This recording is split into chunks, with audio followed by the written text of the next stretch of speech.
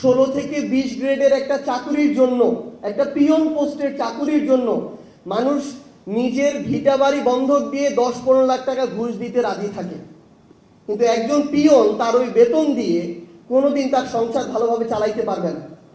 তার মানে ওই 10-15 হাজার টাকা তার মূল লক্ষ্য না। তার মূল লক্ষ্য ওই পদটাকে ব্যবহার করে অসৎ উপায়ে আরো টাকা উপার্জন করা, যেখানে মানুষদেরকে জিম্মি করা হয়, যেখানে অনেক মানুষের সাথে বৈষম্য হয়, অনেক মানুষের সাথে অন্যায় হয়, যেখানে মানুষ তার ন্যায্য অধিকারটা পায় না। তো সামগ্রিকভাবে আমরা একটা চক্রের মধ্যে, দুষ্টু চক্রের মধ্যে ঢুকে গিয়েছি। আমাদের এটা থেকে মুক্তি প্রয়োজন। আমাদের বিগত 16-17 বছরের এই ফ্যাসিস্ট রেজিম তাদের সময়ে পাচার করেছে প্রায় 11 লক্ষ কোটি টাকা, যেটা দিয়ে 35-40টা পদ্মা সেতু নিমিষেই বানানো যেত। যেই পদ্মা সেতু নিয়ে এত গৌরব, সেখানেও প্রায় 30-40% টাকা তারা লুটপাট করেছে। আমরা দেখলাম সেই শেখ হাসিনা গর্বের সাথে নির্লজ্জভাবে বলছে যে তার পিয়নেরই প্রায় 400 কোটি টাকা আছে। সময়ের সাথে সাথে দেখা দেয় নিত্য নতুন প্রয়োজন। রেডি থাকতে হয় প্রতি মুহূর্ত। তাই এলো ইনোভার, যেন আপনি লাইফে থাকেন রেডি প্রতিদিন। Innova, designed for now. অর্থাৎ একজন পিয়ন কতটা লুটপাট করলে সে 400 কোটি টাকার মালিক হতে পারে। তাদের ভূমিমন্ত্রী সাইফুজ্জামান, তার শুধু লন্ডনে বাড়ি ছিল 360টা। মানে আমি শুধু এই কথাটা বলি যে তার শরীরে হাড় 206টা, মৃত্যুর পর এক একটা হাড়কে, তার এক একটা বাড়িকে যদি এক একটা কবর মনে করে এক এক জায়গায় রাখা হয়, তাও অনেক বাড়ি বেঁচে যাবে। তো বাড়ি খেকো এরকম অসংখ্য তাদের মন্ত্রী ছিল, যেখানে এই এক মন্ত্রী সাইফুজ্জামান প্রায় 10,000 কোটি টাকা পাচার করেছেন।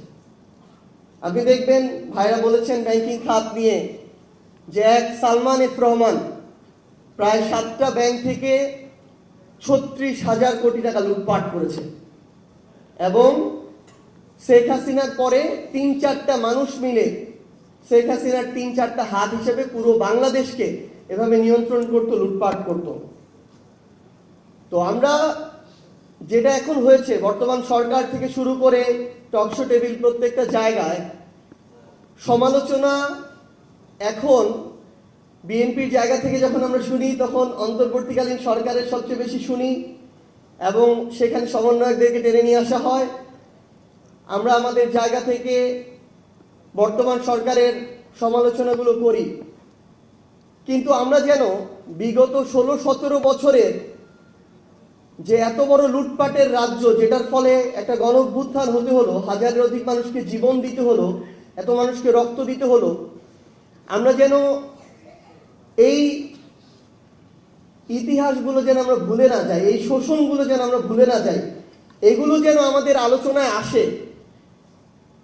কারণ এটা অনেক বেশি জরুরি যে আমাদের যখন যৌক্তিক হোক অযৌক্তিক হোক তর্কটা যখন নিজেদের মধ্যে চলে আসে, তারা তখন দর্শক সারিতে বসে যারা এতদিন এই লুটপাটগুলো করেছে আরামায়েশ করে আর আমাদেরকে দেখে মজা নেয়। তো আমাদের যেমন সেগুলো সামনে রাখতে হবে, সেই খতিয়ানগুলো সামনে নিয়ে আসতে হবে, পাশাপাশি সেগুলো থেকে শিক্ষাও নিতে হবে। আমরা আহ্বান করব আমাদের জায়গা থেকে, জাতীয় নাগরিক পার্টি এনসিপির পক্ষ থেকে, বর্তমানে সরকারে বিএনপি রয়েছে, তাদের সংখ্যাগরিষ্ঠতা, তাদের পদ সম্পর্কে আমাদেরকে বিব্রত করছে, বাংলাদেশের মানুষকে বিব্রত করছে। আমরা তাদেরকে আহ্বান করব যে বাংলাদেশে যেন আগামীতে আর মেগা প্রকল্পের নামে মেগা ডাকাতি না হয়। বাংলাদেশে যেন আপনারা কিংবা অন্য যে কেউ ক্ষমতায় টিকে থাকার জন্য কোনো ঠিকাদারকে যেন কোনো ধরনের ক্যাপাসিটি চার্জ দিতে না হয়। বাংলাদেশে যেন ঋণ খেলাপি নামক ব্যবসা আর শুরু না হয়। বাংলাদেশে যেন পাচার নামক লুটপাট আর না হয়। আমরা অন্তর্বর্তীকালীন সরকারের সময় বিভিন্ন গল্প শুনতাম। আজকে এনবিআর আমাদের টপিকের একটা অংশ। এনবিআর এর চেয়ারম্যান নেওয়া হবে নাকি, এটার জন্য বিভিন্ন জায়গা থেকে গল্প শোনা যেত যে এ নাকি 100 কোটি টাকা দিতে রাজি, সে নাকি 120 কোটি টাকা দিতে রাজি, কেউ বলছে 150 কোটি হলেও সমস্যা নাই আমরা দিব, কিন্তু আমাদের যদি কোনোভাবে ওইখানে চেয়ারম্যানটা বসে। এখন যখন চেয়ারম্যান কে বসবে তার প্রোফাইল সম্পর্কে ওই দায়িত্বশীলরা জিজ্ঞাসা করে, তখন যিনি ওই চেয়ারম্যানের সুপারিশ করেন তিনি আবার বলেন ওই চেয়ারম্যান নাকি শতভাগ সৎ। যেই লোকটা 100 কোটি টাকা দিয়ে এনবিআর এর চেয়ারম্যান হইতে চায় সেই লোকটা কিভাবে শতভাগ সৎ হইতে পারে? এবং পরবর্তীতে ওই লোকটার থেকে আবার বিভিন্ন মাধ্যমে দায়িত্বশীলদের কাছে উত্তর যায় যে সেই লোকটার 1 টাকা দেওয়ারও সামর্থ্য নাই, অন্য কিছু মানুষ 100 কোটি টাকা দিয়ে সেই লোকটা ভালো দেখে তাকে সেখানে বসাইতে চায়। তাহলে একবার চিন্তা করেন যে ওই মানুষটাকে যারা এই টাকাটা দিয়ে বা ইনভেস্ট করে সেখানে বসাবে, তারা সেখান থেকে দেশের মানুষের রাজস্বের কত হাজার হাজার কোটি টাকা লুটপাট করবে, দেশকে বঞ্চিত করবে।